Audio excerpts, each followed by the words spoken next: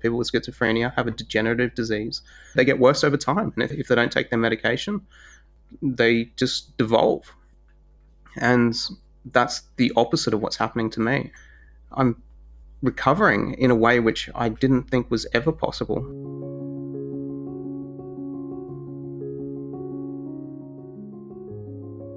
My name's Nathan.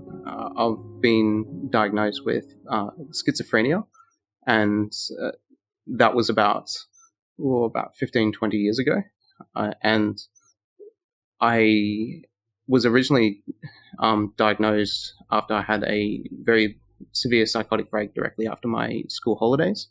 And that led me onto a very, very dark path that really hurt it led me to a point whereabouts I was unable to read because I wasn't able to focus and hold in information into my head to actually just hold down sentences.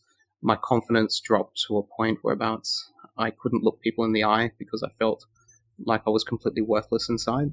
And I was losing weight very rapidly because I thought that there was something in the food that I was eating that was causing me to feel different or think different.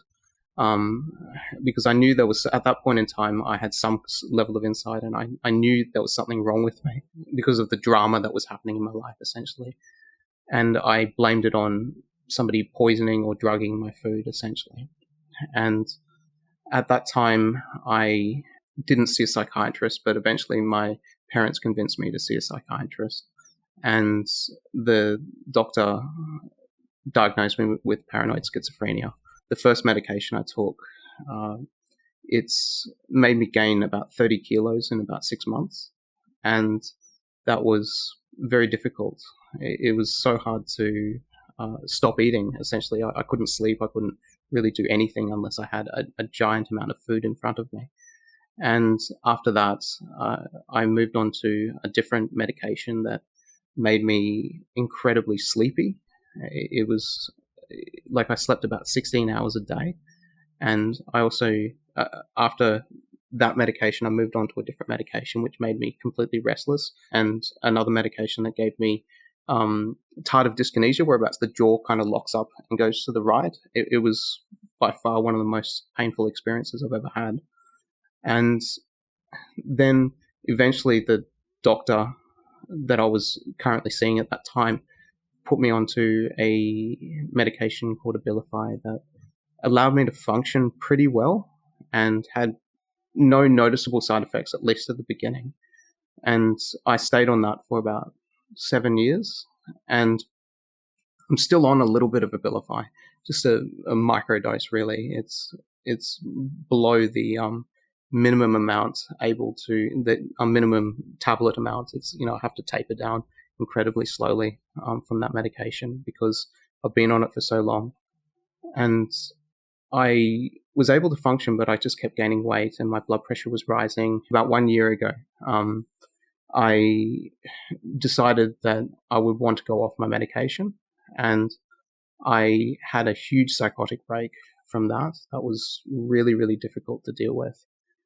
It was very different to the other episodes of psychosis that I've had in the past. And I ended up going to hospital over that and then getting put on medication, which made me gain weight really quickly.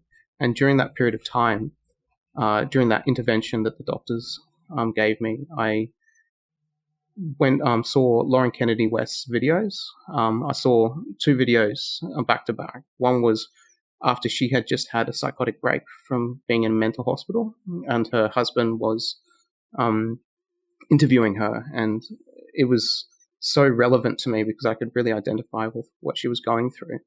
And then after that, the next video that was suggested to me on YouTube was Lauren absolutely fine, like on ketogenic therapy. And she figured out, like, she was just talking about how much it's helped her survive. And she talked about lowering her medication and all of these things. And I couldn't believe it because I knew that her illness was very severe. It was real, and she was able to function, and you could see it in her eyes and her face that her whole demeanor had completely changed. And you can't fake that. The medication, it gives you a look on your face, like almost like you've seen a ghost. It's like this weird kind of expression that people have when they're on antipsychotics that I personally identify with. And it had gone. She was clear-headed, and that made me think, like, what is going on? Like, how is this possible? And so I looked into it, and from that point, I decided to really think about how I can change my own condition. And so I looked into the science behind it. I started to use artificial intelligence to summarize the scientific articles. And then I ended up buying some audiobooks, Brain Energy and Change Your Diet, Change Your Mind. And I started to look for other personal stories of people who have changed their life. I decided that I'll give this one more go. And I knew the problem that I had was twofold. I have a serious disorder that can derail my life and hurt the people I love, through my own drama and my own trauma. And I also had a medication withdrawal problem. And so I looked right into the medication side of things, and I devised a plan that I would do this in front of my partner, and I would do this in front of my psychiatrist, and I would be very open and honest about what I'm doing. And I would just try this one more time to actually get well. And so I knew that because I had recently had a psychotic break, and this has put me in a high-risk situation of having another psychotic break, that I needed to just hit a home run with the situation. And I also knew that I had incredible problems with my heart and my cardiovascular system, because during the last psychotic break that I had, part of my face went numb and my mouth started drooping, and that was incredibly scary. And at one stage, part of my body, just stopped functioning properly. So I knew that I possibly had a stroke from the previous situation, and I didn't want to have those symptoms come back, and I didn't want to die, obviously. So I wanted to change to choose a particular style of ketogenic therapy, whereabouts my cholesterol would lower instead of raise. And in that situation, I looked right into it, and I figured there are oils that I can take that don't raise cholesterol. From that point on, I've been focusing on that. And even though the psychiatrist that I have is skeptical at best, she can't deny that I'm getting healthier and healthier. And she's excited at the same time, but she's very doubtful that this is going to last, because that's what she's been taught. She's been taught that people with schizophrenia have a degenerative disease that they get worse over time. And if they don't take their medication, they just devolve. And that's the opposite of what's happening to me. I'm recovering in a way which I didn't think was ever possible. My capacity to learn has improved. My concentration has improved. My patience has improved. I'm more organized than I've ever been in my entire life. My general state of appreciation and happiness has risen considerably. I'm far less emotional, and I have absolutely no signs of anxiety or paranoia or anything in that spectrum of problems. And on top of that, my cholesterol has dropped right down to incredibly safe levels. My blood pressure is now at an optimal level, whereabouts previously it was at stage 2 to stage 3 hypertension, depending on how I was feeling inside. And my skin has cleared up that I just can't believe, to be honest. There's another side benefit, that my skin's cleared up, because I used to have this incredibly bad psoriasis. My nose cleared up. I've had a blocked nose since high school, and that's just completely cleared up now. And my eyesight has improved as well.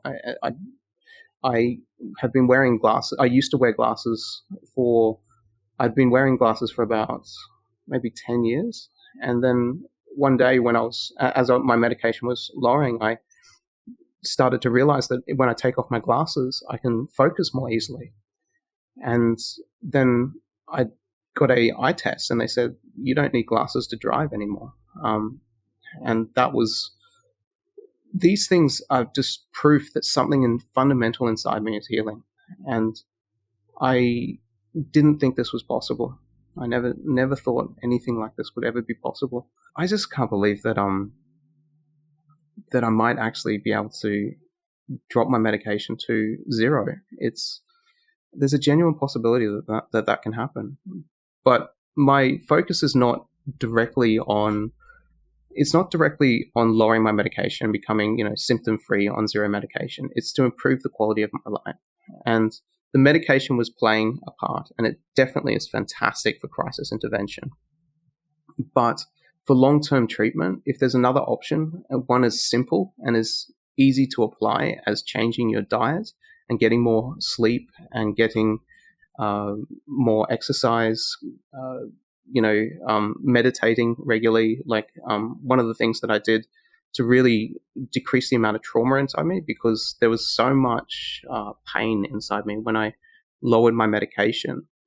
What happened when I was lowering my medication is I was getting healthier in one way, like my anxiety was dropping, but at the same time, there was this underlying current at the same time of memories that were popping up, and there were just like a flood of memories that popped up of all these things that happened in my life. And I realized that the medication was almost froze that part of my brain that was screaming out to me saying, hey, you've got to deal with all these problems in your life.